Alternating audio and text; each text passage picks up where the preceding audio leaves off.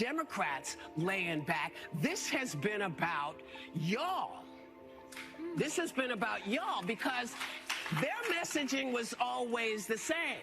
Democrats have been angry at what this man tried to do the last time. They've been angry this time. So with much due respect to you both, I believe you are pointing the finger at the wrong person when you say Democrats. Are you delineating between voters and elected officials? Yes, I am. Voters are very impassioned. Voters, and when you say Democrats, he's talking to us saying our messaging is bad. And I'm saying, no, our messaging has not been bad because people have been out. Over the weekend, quote, I think it's going to require a little bit less navel gazing and a little less whining and being in fetal positions, Obama said, according to excerpts of his remarks exclusively obtained by CNN. And it's going to require Democrats to just toughen up. It all started with a shocking moment behind closed doors. Barack Obama, the once untouchable icon of the left, stood in front of a group of Democratic donors and said the unthinkable. No fluff. No sugarcoating. He told them straight up, Democrats need to stop whining, stop curling into the fetal position, and toughen up. That's it. No long speech, no applause lines, just tough love. Laying back. This has been about y'all. This has been about y'all because their messaging was always the same. Democrats have been angry at what this man tried to do the last time. They've been angry this time. So with much due respect to you both, I believe you are pointing the finger at the wrong person when you say Democrats. Are you delineating between voters and elected officials? Yes, I am. And that's when the storm hit. The left didn't take it well. This wasn't coming from some Republican. This was Obama, their golden boy, their idol, their clean-cut voice of reason. And suddenly, that voice turned on them. His words weren't just advice, they landed like a slap across the face. To the core of the progressive movement, it felt like betrayal. Very impassioned. Voters, and when you say Democrats, he's talking to us saying our messaging is bad. And I'm saying, no, our messaging has not been bad because people have been out. Obama wasn't just telling them to be strong, he was telling them to stop complaining and get their act together. No excuses, no distractions. It was raw, and it hit nerves in all the wrong places. By the way, before we continue, don't forget to like this video and subscribe to the channel. It really helps us grow and share more intriguing stories. Now let's continue. The reasons and excuses.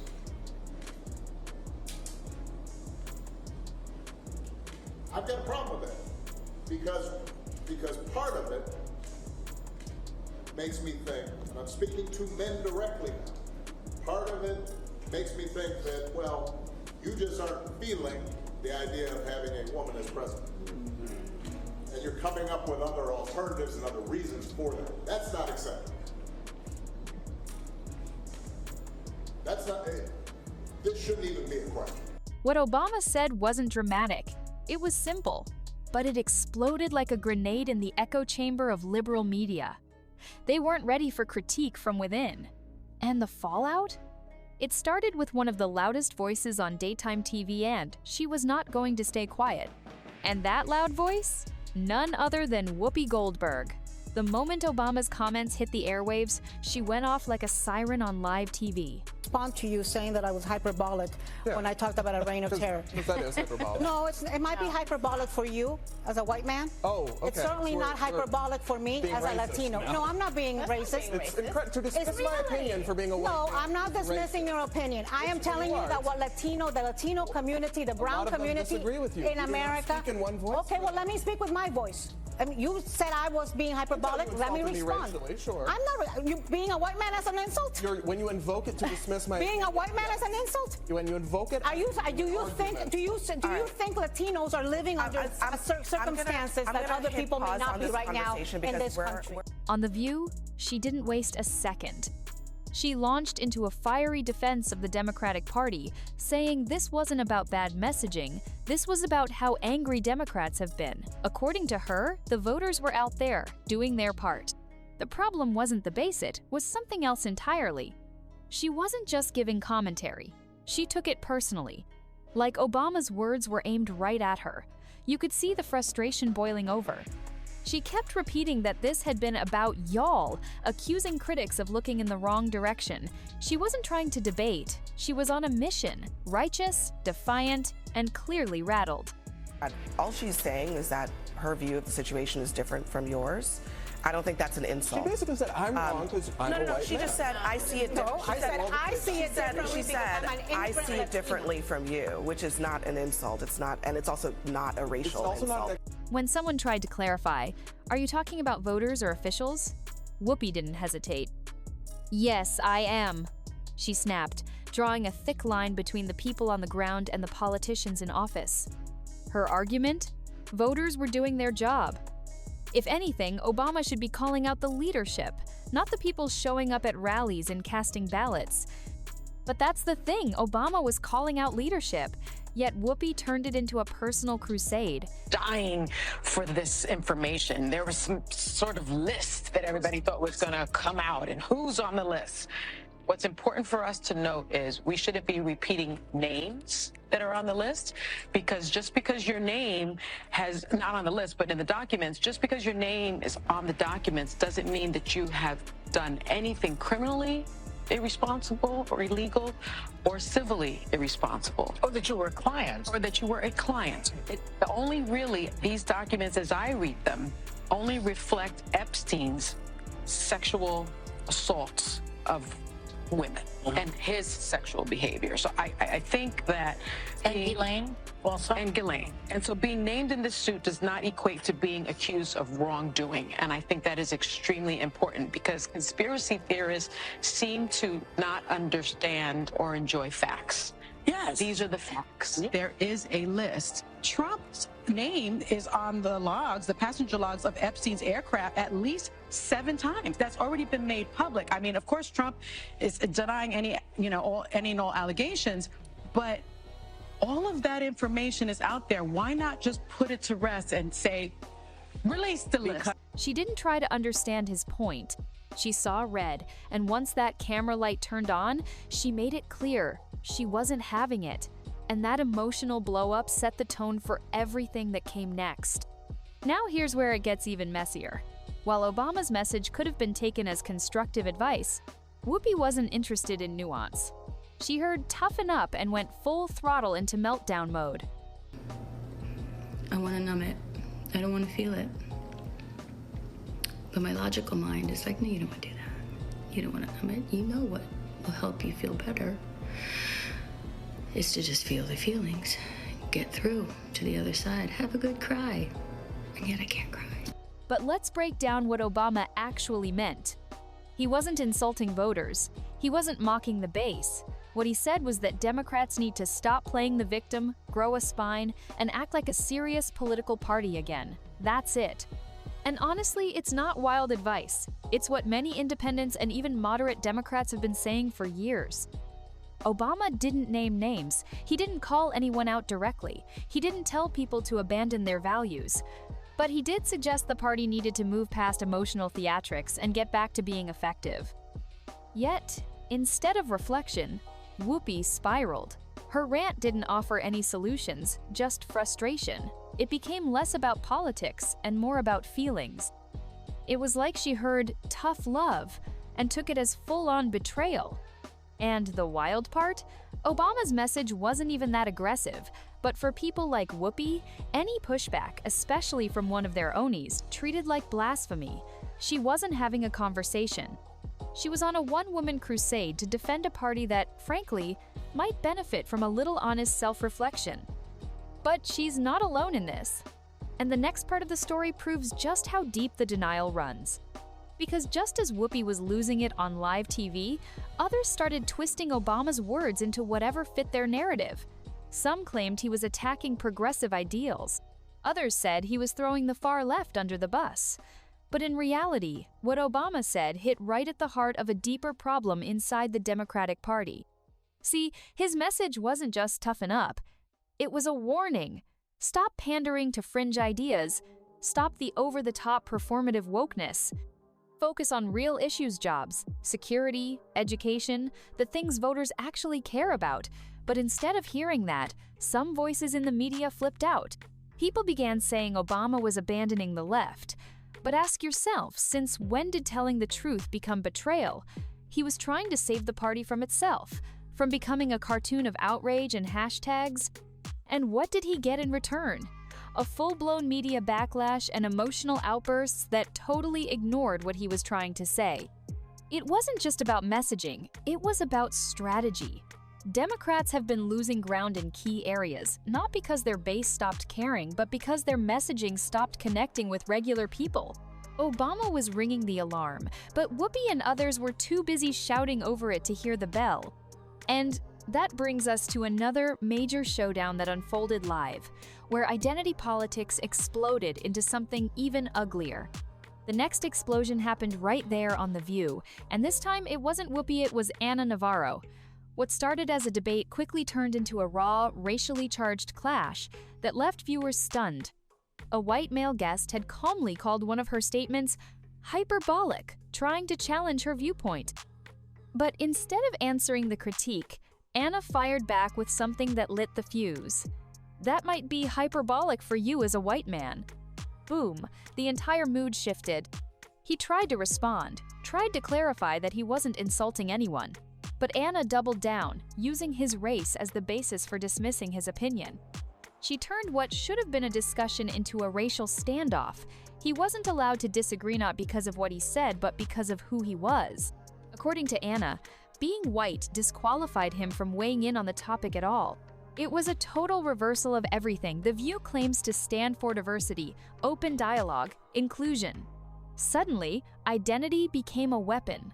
Imagine if the roles were reversed. If a white man had dismissed a Latino woman's opinion because of her race, the show would have gone into full crisis mode. Headlines would have exploded. Careers would have been at risk. But here? Crickets. Ana got a free pass, and that silent approval sent a loud message. On that stage, equality only runs in one direction.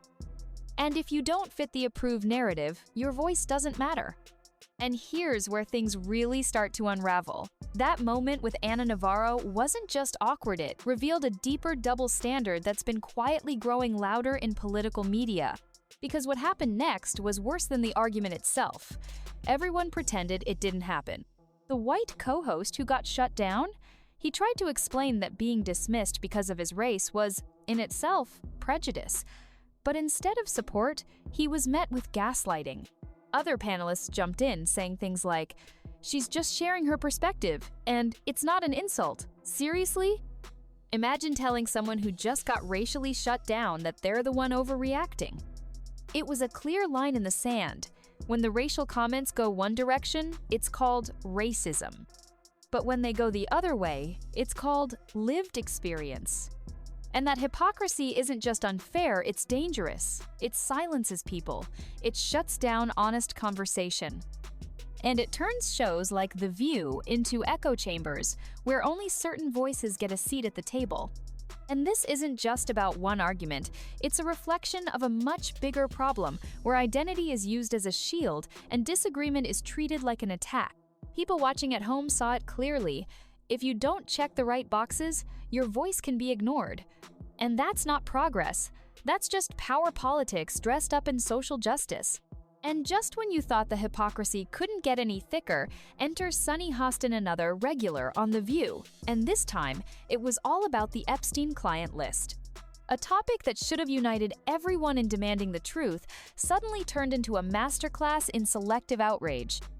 Let's rewind. When Epstein's documents were getting public attention while Biden was still in office, Sunny went on air with a very cautious tone. She warned people not to jump to conclusions. She carefully explained that just because someone's name appeared in the documents didn't mean they were guilty of anything. It doesn't mean they were a client, she said. It doesn't mean they did anything illegal or even unethical. And honestly, fair enough, everyone deserves due process. But fast forward to now, with Trump back in the spotlight, and suddenly, Sunny's tune changed. She's demanding the list be released immediately. She's not calling for caution anymore now. She's practically begging to expose every name tied to Epstein's dark world, especially if it includes her political enemies. Where's all that concern for fairness now? It's vanished, replaced with political appetite. The same person who once said facts matter is now running on speculation and timing it perfectly to hurt the right people. That's not about truth, that's about agenda. And just like Anna and Whoopi, Sunny isn't alone in this game. Because when criticism threatens their narrative, suddenly the rules don't apply. And then came one of the strangest reactions of all Valerie Bertinelli. Now, you might know her as a beloved actress, but what she did next turned heads for all the wrong reasons. After Obama's comments urging Democrats to toughen up, Valerie didn't just disagree. She had a full-on emotional collapse over a motivational quote. On social media, she opened up about how upset she was, not about Trump, not about the election, but because Obama didn't coddle the left. She said she wanted to cry, wanted to drink, wanted to numb the feelings. And not because of a scandal or a tragedy, but because Barack Obama didn't say what she wanted to hear. This wasn't about policy. It wasn't about protecting the country. This was pure emotional drama. Valerie, like Whoopi, seemed to expect Obama to show up like a political therapist soothing the wounds, giving affirmations, blaming everyone else but the party. But instead, he hit them with a dose of reality. And reality, for her, was too much to handle. What's wild is that this kind of reaction says a lot about the current state of liberal Hollywood. They don't want leaders who tell hard truths. They want cheerleaders who pat them on the back, even when things are falling apart. Valerie wasn't mad about strategy, she was mad her side wasn't winning, and that Obama wasn't bending over backwards to make them feel better. This wasn't politics, this was therapy.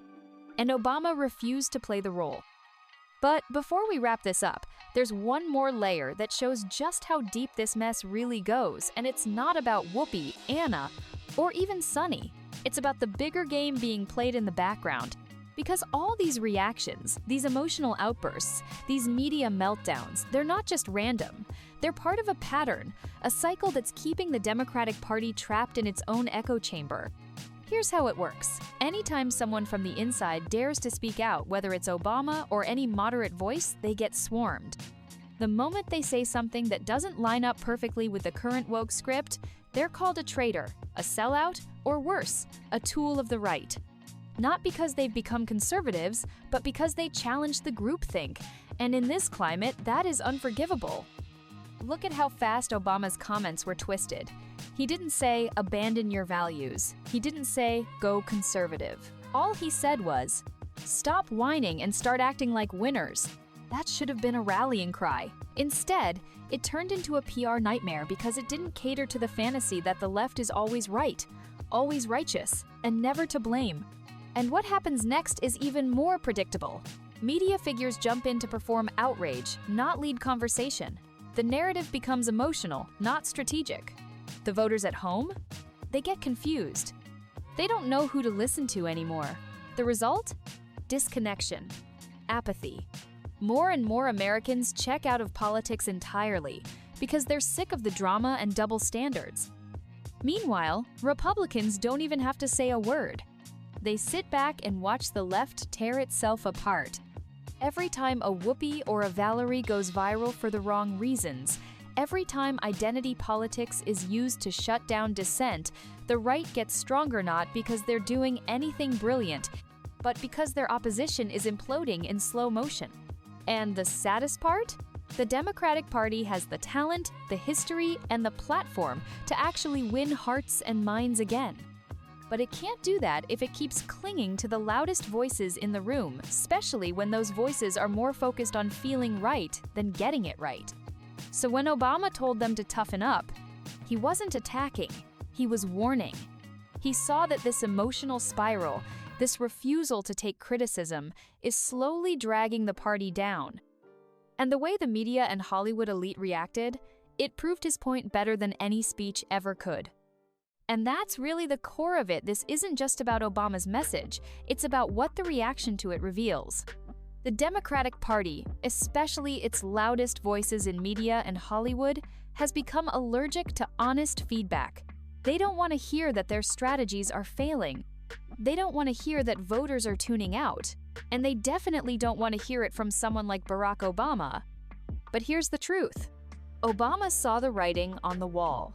The party that once inspired hope and unity is now fractured, driven by emotion, identity politics, and social media outrage.